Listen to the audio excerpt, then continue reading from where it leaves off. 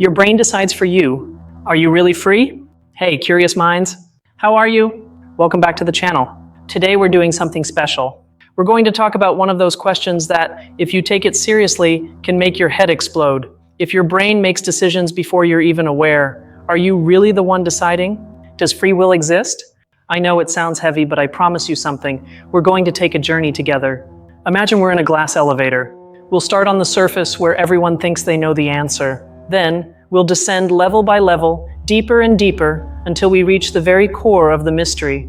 And when we come back up, your way of seeing every decision you make, from what series to watch to who you fall in love with, will have changed forever. Ready? Let's go! All right, let's start with level 1, the surface. Here's the idea we all know and feel deeply: free will. What is it? Well, it's that obvious fundamental feeling that you are the captain of your ship. It's you who chooses to get out of bed or hit the snooze button. It's you who decides to order pizza instead of salad. It's the belief that among several options, you have the real power to choose one. You are the author of your actions. Simple, right? It's the starting point for almost everything in our lives. And this feeling isn't just an abstract idea, it's everywhere. Think about this morning. Coffee or tea? The blue shirt or the black one? These might seem like trivial decisions, but in each of them, you felt that it was you, consciously, pulling the strings. We feel that our consciousness is like a CEO sitting in a big chair in our brain, evaluating reports and making the final decision. This feeling of being the CEO of our mind is the most common and universal experience we have. But where does this deeply ingrained idea come from? It's not new. For thousands of years, philosophers and religious leaders have told us a powerful story: that our ability to choose between good and evil is what makes us special, what separates us from animals that only act by instinct. It's the basis of morality, of law, of the idea of sin and virtue. It's an origin story about our own humanity. We are beings who choose our destiny. And the last pillar of this surface is something psychologists call the sense of agency. It's not just that you believe you choose, it's that you feel the choice flowing through you. When you raise your hand, you don't feel muscles magically contracting. You feel that you have raised it. It's a sensation as basic as seeing the color red. But have you ever stopped to think why we take it for granted? Why do we assume that this feeling of control is the complete story and not perhaps a very well-crafted illusion? So, to summarize this first level, we feel that we are free, that we direct our lives, an idea with a very long history that underpins our morality and feels as real as breathing. This is the tip of the iceberg. It's what everyone sees and accepts without hesitation. It's the official version of the story. But if this is what we see on the surface, what secret engines move it from below? It's time to dive in. Hold on, because the elevator is starting to descend. Let's go to level 2. Level 2, the hidden mechanisms. And here comes the first big revelation, the one that started it all. In the 80s, a scientist named Benjamin Libet conducted a seemingly simple experiment. He asked people to move their wrist whenever they wanted, and to note the exact moment on a clock when they made the conscious decision to do so. Meanwhile, he measured their brain activity, and what he discovered was a bombshell. The brain showed a readiness potential for the movement almost half a second before the person felt they had decided to move. It's as if the brain said, "Okay, let's move the hand now," and only afterwards your consciousness became aware and said, "Hey, I've decided to move my hand." The order had already left the central office before the CEO found out. And this leads us to an invisible rule that governs much of what we do, our brain's principle of least effort. Your brain is incredibly lazy in a good way. It hates wasting energy. So it creates shortcuts for almost everything. Why do you always go to the supermarket the same way, or sit in the same spot in class? It's not a conscious decision every time. It's autopilot. The invisible rule is, if something worked once, automate it and don't waste mental power on it again. 95% of your daily decisions are actually habits that execute themselves. Now let's talk about another gear, emotions. We believe we make logical decisions, but often it's the other way around. There's a cognitive bias, which is like a factory defect or a mental shortcut called the affect heuristic. It's very simple. If something makes you feel good, your brain assumes it's good and the right decision. If it gives you bad vibes, it assumes it's bad and dangerous. Think about food. You don't calculate the calories and vitamins of a burger versus a salad. Your brain remembers the pleasure of the burger and shouts, "That!" The emotion makes the decision, and then your rational mind invents an excuse. "I've had a tough day. I deserve it." And this isn't a design flaw, it has a deep origin. Imagine one of our ancestors on the savannah. They hear a rustle in a bush. They don't stop to think, it could be the wind or a rabbit or a saber-toothed tiger.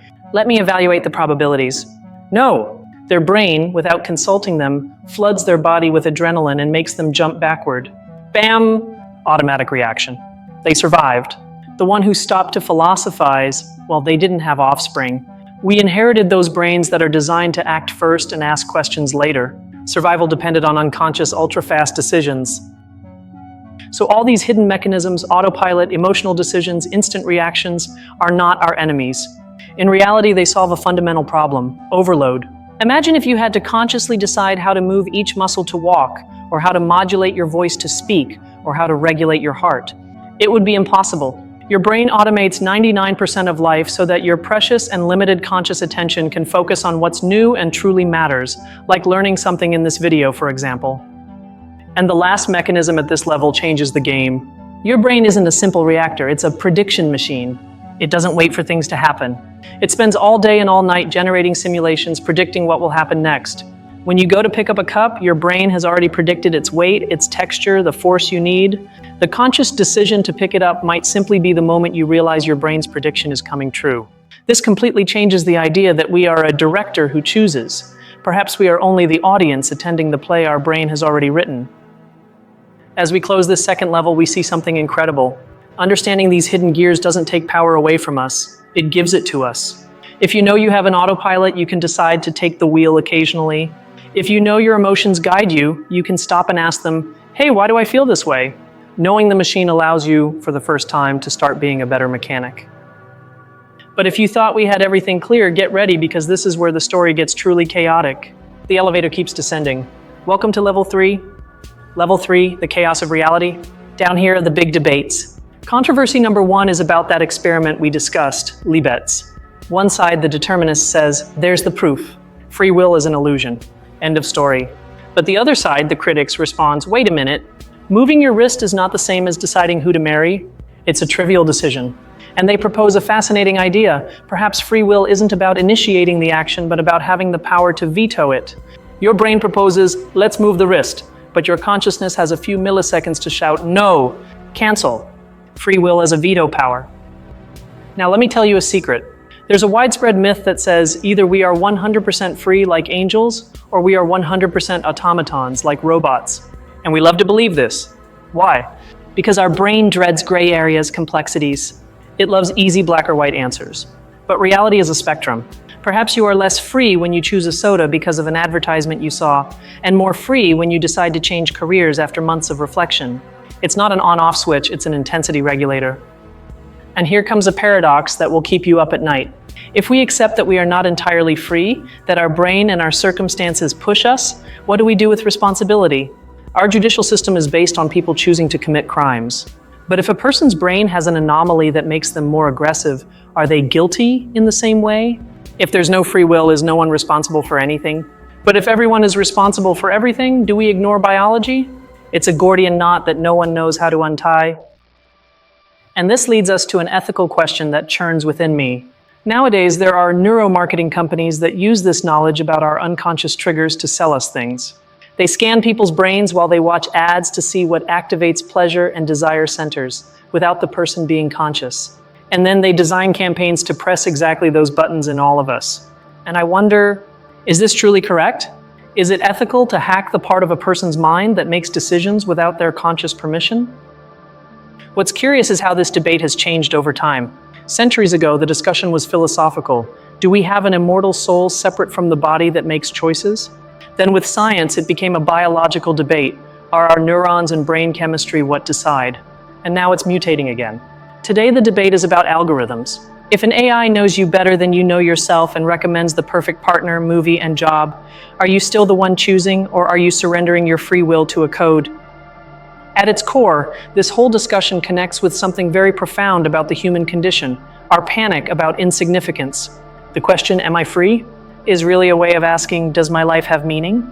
Am I the author of my story with its triumphs and failures, or am I just a leaf carried by the wind, a domino piece in an infinite chain? It's a question that terrifies us because it challenges our need to feel that we matter. So this chaotic level leaves us with an uncomfortable truth. Reality is a mess. There are no easy answers. It's full of debates, paradoxes, and ethical questions that force us to confront what it means to be human in a complicated world. There's no clear instruction manual. All right, You've survived the chaos. You've seen that things are more complex than they seem. Now it's time to see the details that separate the curious from the true connoisseurs. Buckle up. The elevator descends to level 4. Level 4, expert knowledge. Welcome to the VIP zone of knowledge. Here's the first piece of information you won't find just anywhere. Scientists distinguish between two types of intentions. Proximal intentions, which are right now decisions like I'm going to lift my finger now, and distal intentions, which are long-term plans like I'm going to study medicine next year. Libet's famous experiment only measures proximal, trivial ones. But the decisions that define our lives are distal, and about those, neuroscience knows almost nothing. Perhaps the entire debate has focused on the wrong type of free will. Now, a technical detail you'll love, with an analogy. Inside your brain, neurons don't fire like a perfect, predictable row of dominoes. It's a process with an element of chance called stochasticity. The best analogy is a popcorn machine. Imagine neurons are the corn kernels. The brain turns up the heat, prepares for an action, and you know the popcorn will start popping. But you can't predict which exact kernel will pop at which moment. There's a component of randomness, and some scientists believe that it is in that small chaos, in that quantum unpredictability, where a window for conscious will to act might hide. And here, a human touch. Do you remember Benjamin Libet, the scientist who started all this mess? Well, popular history paints him as the man who killed free will, but the truth is much more beautiful. He himself never believed his experiments refuted it.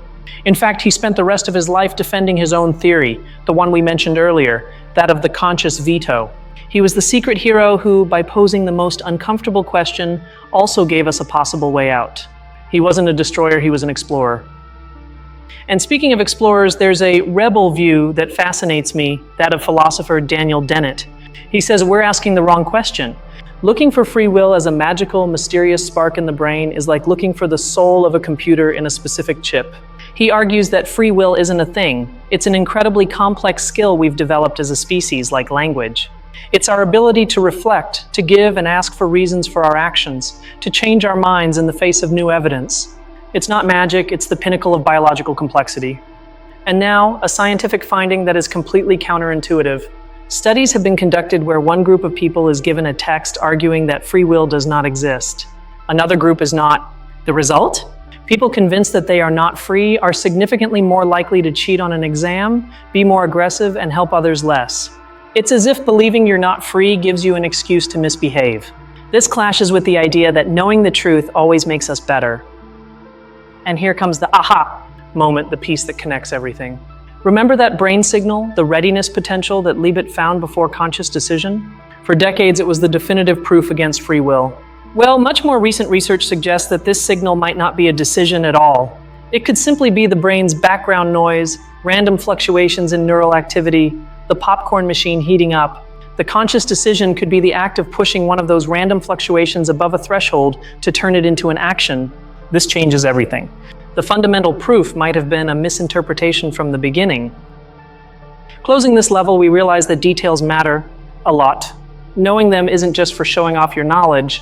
It's about understanding that reality is more subtle, more complex, and honestly much more interesting than the simplified versions tell us. It gives us a more authentic view of the world and ourselves. We have reached the limit of what is known. We are at the edge of the map. Do you dare to look beyond, towards the final frontier, towards what even experts don't know? The elevator makes its final descent. Welcome to Level 5. Level 5, the final frontier, speculation and awe. Let's look to the future. In 100 years, we might have brain-computer interfaces that allow us to access our unconscious processes. Imagine being able to enter your brain's settings and adjust your fears, your desires, your biases. Would that be the ultimate expression of free will, total control over yourself? Or would it be the definitive loss of your identity, replacing your natural impulses with programmed ones? Who would you be then? And here's the deepest question, the one that silences scientists and philosophers alike. What is consciousness? We've spent the whole video talking about whether you choose or if your brain does.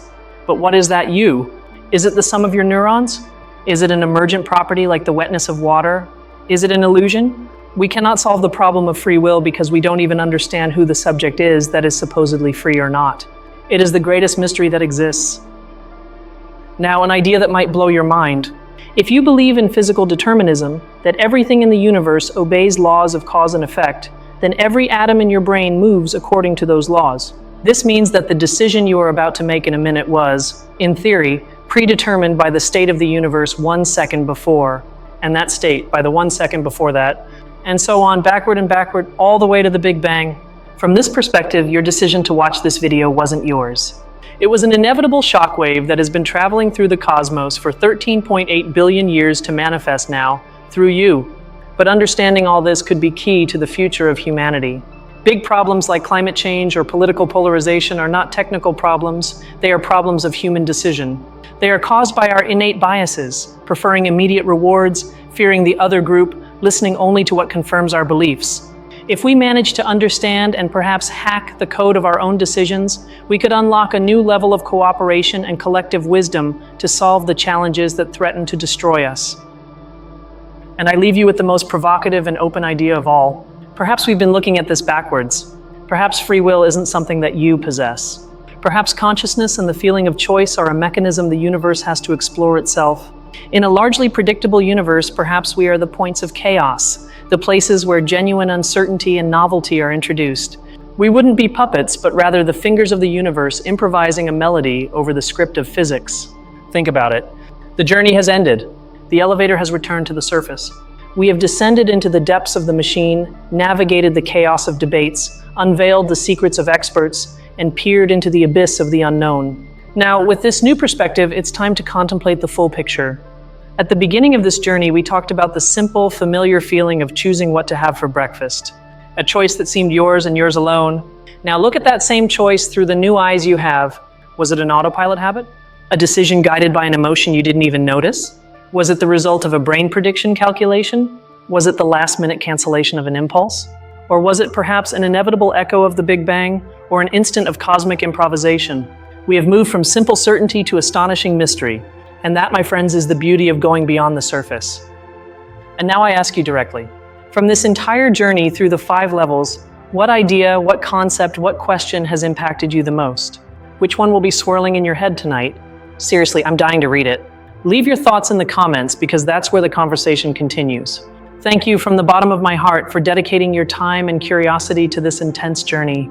And if you like these descents into big questions, subscribe, because we have many more fascinating abysses to explore together.